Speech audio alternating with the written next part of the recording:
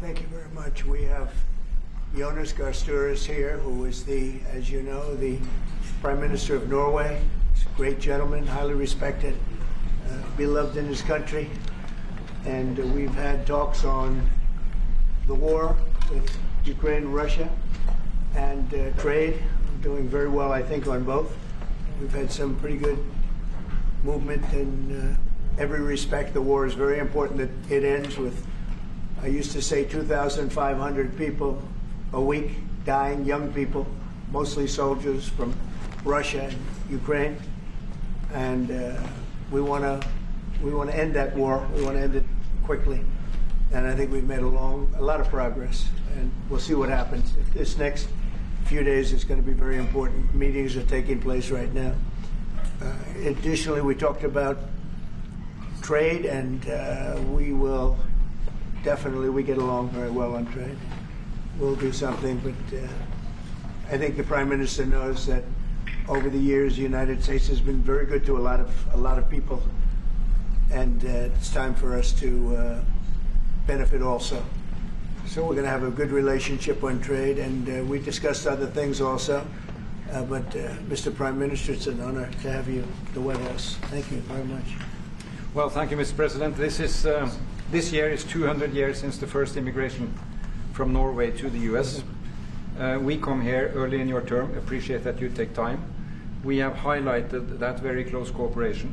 We are allies. We look after security in the north, in the Arctic. A lot of confidence between our services.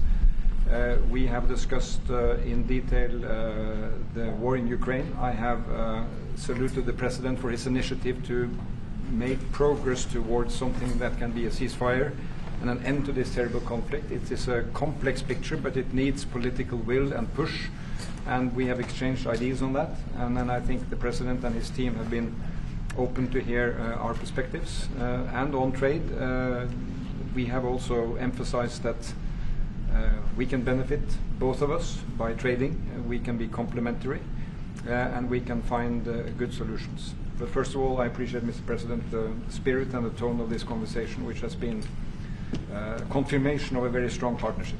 Thank you very much. Appreciate it.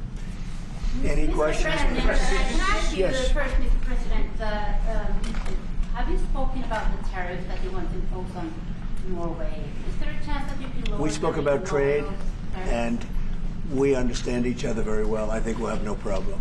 You think that you will get an agreement? I think we'll have no problem whatsoever with Norway. Mr. President, did you discuss a possible visit to Norway? Did you discuss a possible visit for President Trump to We Norway? didn't, but I love it. I mean, I've been there, and it is a beautiful place. They have. But I told the President that, you know, he is receiving us early in the term. He's welcome to visit Norway. We would like to have him, and it will be another way of emphasizing this strong friendship. Mr. President, Norway has been a staunch supporter of Ukraine since the Russian invasion in 2022. Has something been discussed here today that may have altered your views on things?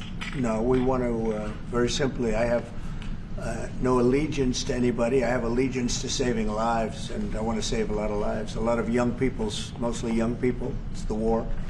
It's the soldiers, and if we can do that, also, as you know, I got started because the money that's been spent on this war is insane. It should have never happened, and it would have never happened if I were president.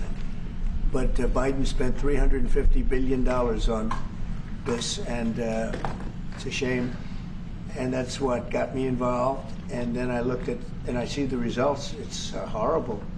It's a killing field. 5,000 soldiers a week on average, and we want to stop that. We both want to stop that for a lot of reasons, but I would say that is my #1 reason. Do you think that Russia, that we will get Russia to accept a deal that also Ukraine and Europe is willing to accept? I think so, yeah. I do. I believe they will accept, and I think we're going to get this over with. I hope so, soon. You continue to lack support from NATO allies in your goal of obtaining Greenland. How will you proceed if you don't get that support? Well, Greenland's going to be interesting, but that's for another day. I think we need that for international peace. What are you expecting of your And if you allies? don't have that, I think it's a big threat to our world. So I think Greenland's very important for international peace. Yeah, please, go ahead. Mr. President, this morning in a Truth Social post, you used the words, Vladimir, stop. That seemed like a slightly different message, a personal message. What is your level of frustration with President Putin? I didn't like at last this point? night. I wasn't happy with it. And we're in the midst of talking peace, and missiles were fired. And I was not happy with it. That's what I meant, and that's, you know, what it Mr. is. President, I assume that's what you mean. Sorry, Yeah, if I the assume. bombs keep falling, will you consider additional sanctions toward Russia, or what will you do if President Putin I'd does rather not answer respond? that question in a week. I want to see if we can have a deal. No reason to answer it now, but I won't be happy. Let me put it that way. Mr. President, Things will happen. Mr. President, why are you not putting more pressure on Russia? I know a lot of Europeans. Putting a lot of especially pressure. You don't know what pressure I'm putting on Russia. They're dealing. You have no idea what pressure I'm putting on Russia. We're putting a lot of pressure. Can you maybe tell us that? What kind of We're pressure putting a are you lot of putting on pressure on Russia, and Russia knows that, and some people that are close to it know, or he wouldn't be talking right now. The Prime Minister understands that better than anybody. He wouldn't be talking right now. He's talking, and we're putting a lot of pressure. I think he wants to make a deal. We're going to find out very soon, but it takes two to tango, and you have to have Ukraine want to make a deal too, and they're being hit very hard, and I do believe they want to make a deal. Mr. President, can I ask you, you said that the Ukraine have to give some territory to win peace, among them Crimea. Do you stand by that? And I know that the former NATO General Secretary today has told you that he does not agree, and he believes in territorial integrity of the Ukraine. How will you deal with that with your allies? And do you Well, the stand by former- that Ukraine have to give Former Crimea Secretary to General peace? happens to be right here, you know, so they can't put words in his mouth. He's been a great general, frankly. It was because that's what you are. Really, you're a general. But he's been a great Secretary General. We had a tremendous relationship, very successful, and I think he could speak for himself. He's right here. But do you still agree that Ukraine have to give some territory away to win peace? Well, it depends what territory. They've been fighting. They've lost a lot of territory. And we'll do the best we can. Working with Ukraine, we'll do the best we can. But they lost a lot of territory. When you say Crimea, that was handed over during a president named Barack Hussein Obama. That had nothing to do with me, Crimea. That was 11 years ago with Obama. And they made a decision. There wasn't a bullet fired. There was no fighting. There was no anything. They just handed it over. Now they say, well, can you get it back? I think that's going to be a very difficult thing to do. That was given by Barack Obama when he was president, not by Donald Trump. Thank you, Mr. Mr. President, President. you had a long You have meeting, a peace Mr. President. proposal that you put on the table. It's a 30-day ceasefire proposal. Your national security team presented it to both Ukraine and Russia. 2 months ago, Ukraine agreed to that ceasefire proposal immediately. Russia has not. And my question is Russia the obstacle to peace based upon that, just getting to that 30-day ceasefire? I don't think so. I think that they both want peace right now. They're ready to do something. We'll see what happens. Complicated, very complicated. But I think they are both very much looking to make a deal. Marco, what would you say? Well, first of all, what was put before our partners was options to discuss about things that it would take to end a war. This war is endable. Both sides just have to agree to it. We've shown them a pathway forward. We've discussed those ideas. It was a good meeting yesterday. There'll be good meetings over the weekend. We've shown them the finish line. We need both of them to say yes. But what happened last night with those missile strikes should remind everybody of why this war needs to end. It's horrible those missiles landed. What's even worse is there are today people that were alive yesterday that are not alive today because this war continues, and the president wants to stop it. And everyone should be thanking the president for being a peacemaker and trying to save lives. That's what we're trying to do here. It's not our war. We didn't start it, as you know. But we're trying to end the dying. We're trying to end the destruction. And we've shown the path forward.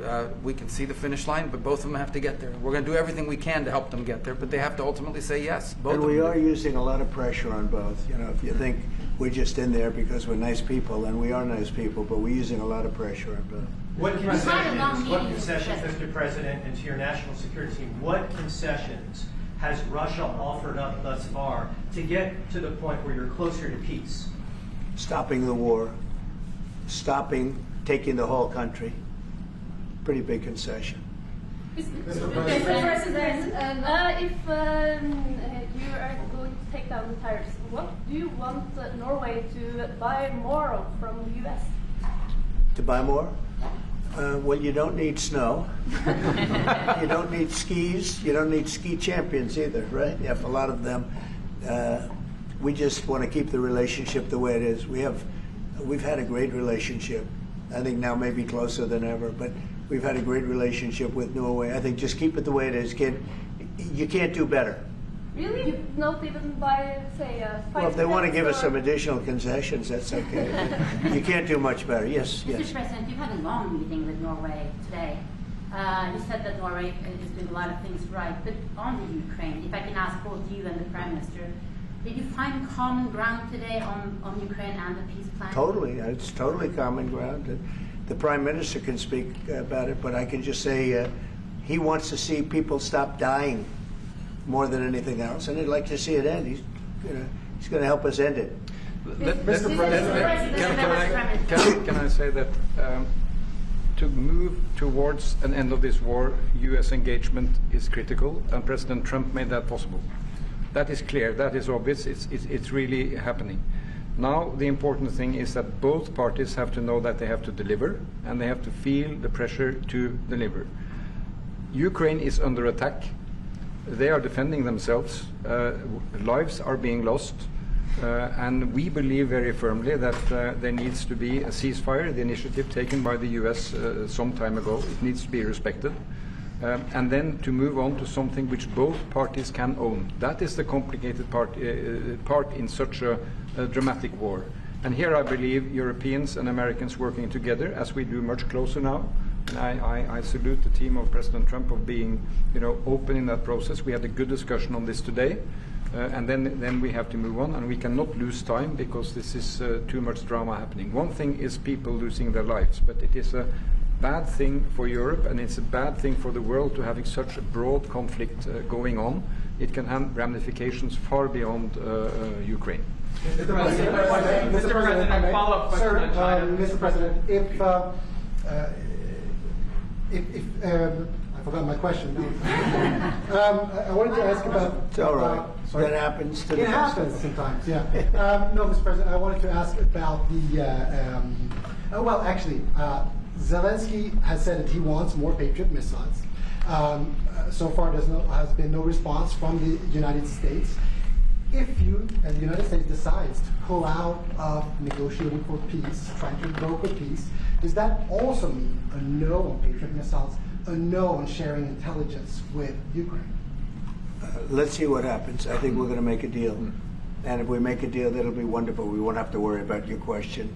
You can ask that question in 2 weeks, and we'll see. But I think we're getting very close. The Prime Minister feels the same way, and we'll hopefully not have to answer that question. Mr. President, Norway is the third country to be officially invited to the White House after Liberation Day.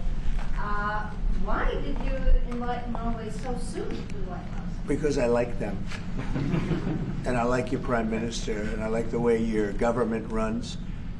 And I respect the King. He's highly respected in Norway. It's a great thing, not an easy thing to do. He's done a great job. Yeah. Would you like an invitation to visit the King? Absolutely. You get me that invitation.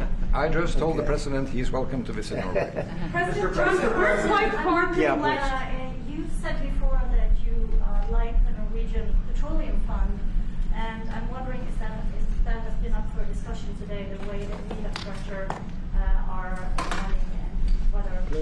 Well, this fund was created in the late 1990s to save for future generations the income from oil and gas. Norwegians should continue to work as hard, dedicated, innovate, and move forward, despite having these incomes, which we happen to be in the period or history where we can harvest, and we have transferred that into investments, half of them, by the way, here in the United States. Mm-hmm. So I think this is a model which we have been able to explore. If we can share experiences, and we do with our colleagues in the US, You never copy this one-to-one, but there can be techniques and way of working that we have used in organizing our fund. Jens Stoltenberg was the finance minister when the first dollar entered that fund. So he is a safe hand to have as a finance minister today. What do you say?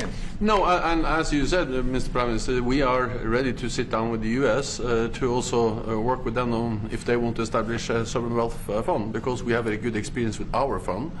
And I think that one example of how we work together with the United States is that half of the fund, close to $1 trillion are invested in the United States, mainly in equity, but also some in fixed income, including government bonds. So this is an expression of trust in the United States, expressed by the strong investment of the sovereign wealth fund. Then just briefly on Ukraine, since it was mentioned, we had a very good and extensive discussion about Ukraine, the path forward to peace.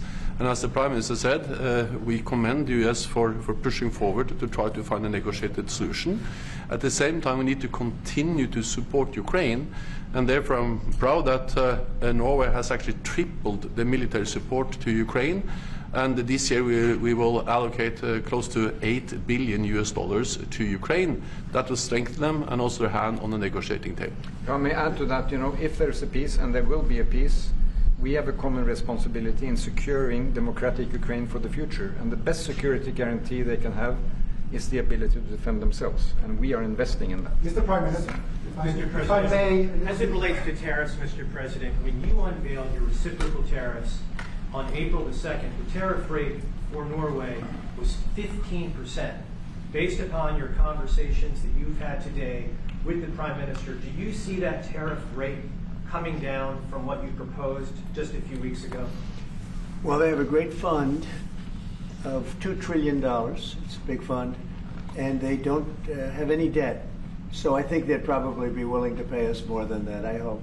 Are the two nations in agreement as which countries? Mr. President, Yes. in 2018, your former Secretary of State Mike Pompeo called for an end to Russian occupation of Crimea. Why has this administration changed its stance on territorial concessions for Crimea? Well, the war started. It would have never started if I were president. This is a war that is horrible. All wars are horrible. This one is in particular bad. And I don't know that you can ever say there's going to be a winner to this, because so many lives have been lost. Not only soldiers, a lot of lives have been lost.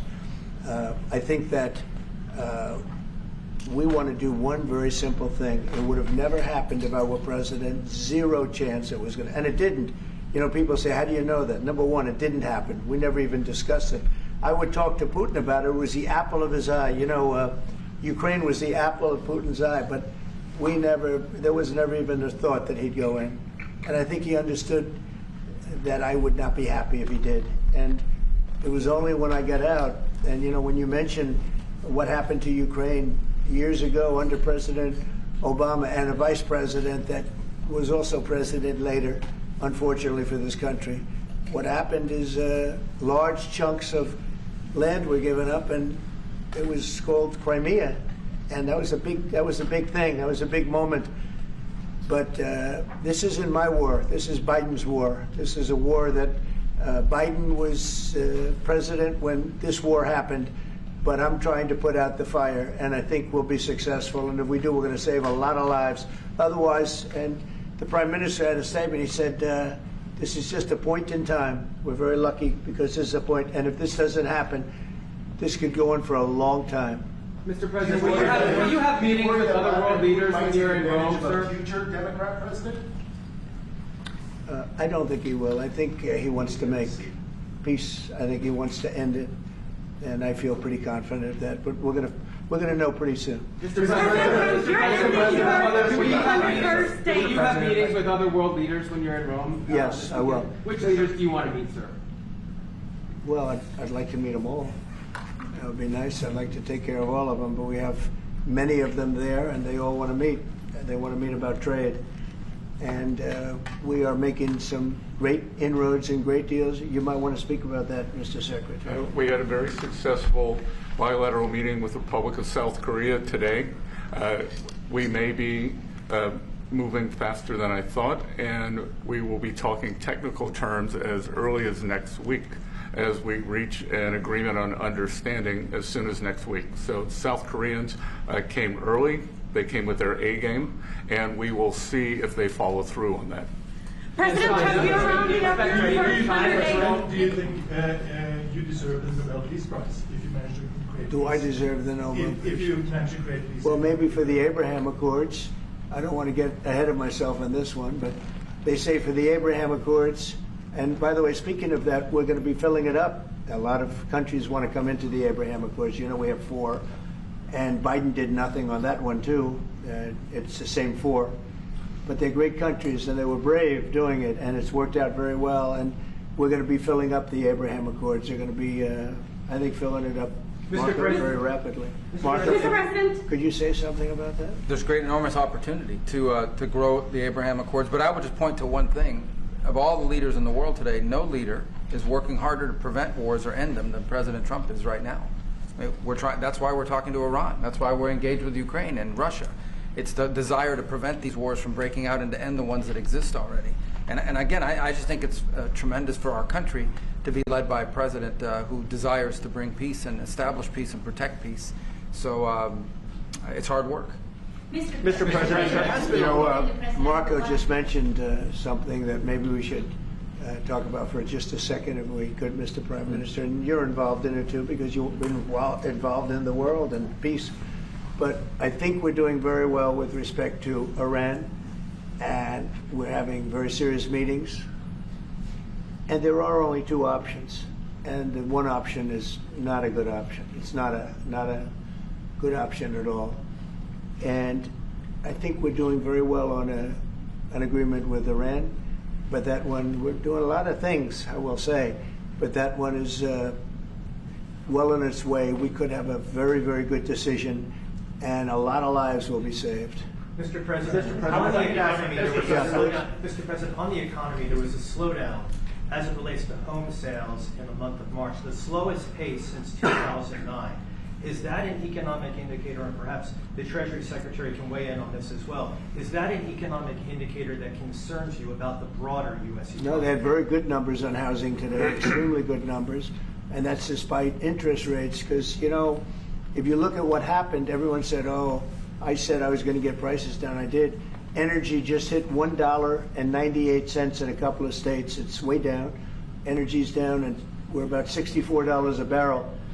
When I came in, and we were looking at $89, $90, $95. And by the way, that helps us solve the war, too. Having those energy prices is a big incentive for Russia to also agree with solving the war problem.